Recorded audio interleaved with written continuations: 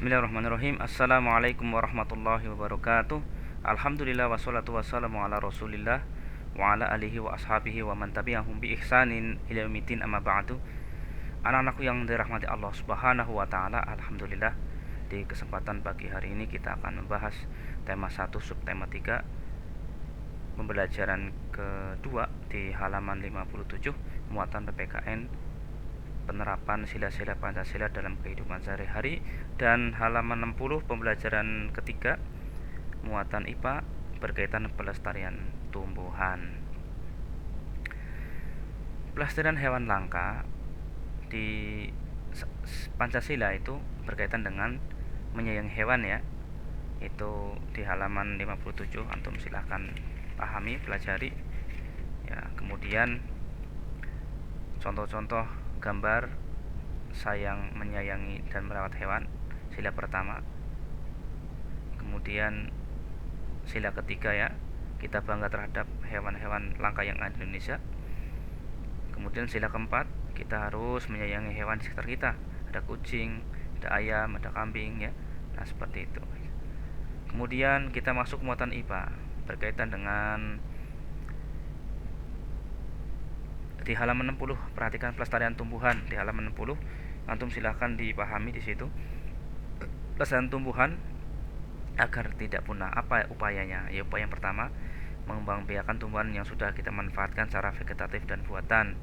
Ya, ini sudah dibahas di pertemuan sebelumnya. Tidak menebang pohon sembarangan ya.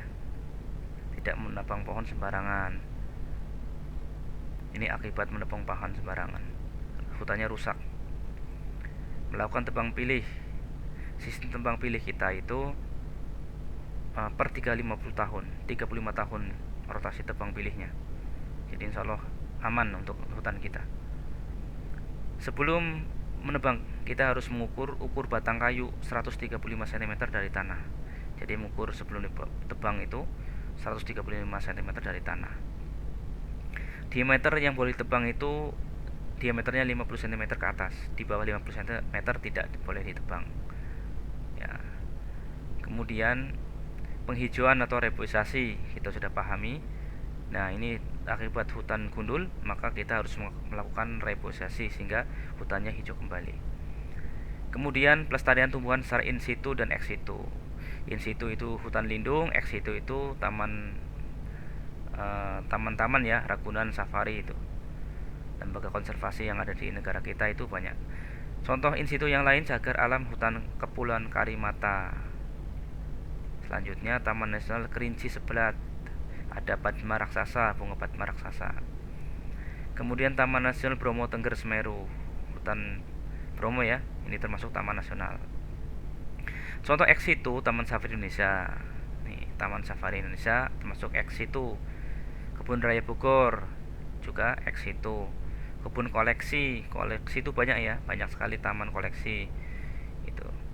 Kemudian kita masuk ke kultur jaringan, budaya kultur jaringan, yaitu teori totipotensi, kemampuan setiap sel tumbuh untuk menjadi individu yang sempurna bila diletakkan dalam lingkungan yang sesuai. Berdasarkan sifat totipotensi, satu bagian tanaman dapat diklon menjadi tanaman identik secara genetik. Nih kultur jaringan seperti ini nih ya. Irisan wortel, flomnya dimasukkan ditanam dalam medium yang ditambahi air kelapa menjadi embrio, ditanam dalam tabung kecil atau plantet namanya, menjadi tanaman dewasa nih. Adapun manfaatnya dari kultur jaringan yaitu memperbanyak klon secara tepat, kondisinya aseptik, anti bakteri, produksi tanaman sepanjang tahun, pelestarian plasma nutfah, memperbanyak tanaman yang sulit diperbanyak secara vegetatif konvensional. Nih ini kalau sudah jadi nih, sudah tumbuh dalam botol ya. Oke, dari ana cukup di sekian. Jika nanti ada pertanyaan silakan di grup diskusi. Barakallahu fiik. Assalamualaikum warahmatullahi wabarakatuh.